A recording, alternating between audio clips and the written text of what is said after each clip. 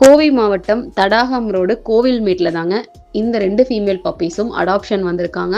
ஆக்சுவலாக இந்த குட்டிகள் பார்த்தீங்கன்னா, அங்கே ஒரு கன்ஸ்ட்ரக்ஷன் ஏரியாவில் டிச்சு கிட்ட ரொம்ப தண்ணி கூட இல்லாமல் சாப்பாடு இல்லாமல் கஷ்டப்பட்டு இருந்ததுங்க. அம்மா அங்கே இல்லவே இல்லை, யாரோ விட்டுட்டு போயிருக்காங்க. ஸோ அந்த குட்டிகளை இவங்க எடுத்து மீதி குட்டிகளை அடாப்ஷனும் கொடுத்துட்டாங்க.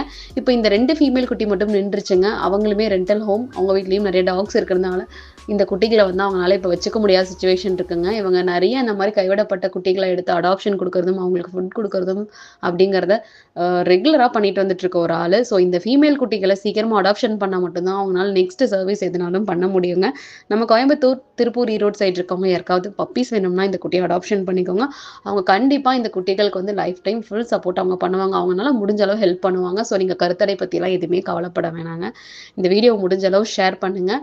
பெண் குட்டிகள்னு யோசிக்காதீங்க. எல்லா குட்டிகளுக்கும் நம்ம கருத்தடை பண்ணுறது அவசியம்தான். ஸோ அதனால் இவங்களை ஒதுக்குறதுல நமக்கு எந்த யூஸும் இல்லைங்க. இவங்க தான் இன்னுமே கஷ்டப்பட்டுட்டு இருப்பாங்க. அந்த சூழலை மாற்றணும்னா பெண் குட்டிகளை தத்தெடுங்க. வீடியோவை ஷேர் பண்ணி சப்போர்ட் பண்ணுங்கள். நன்றி.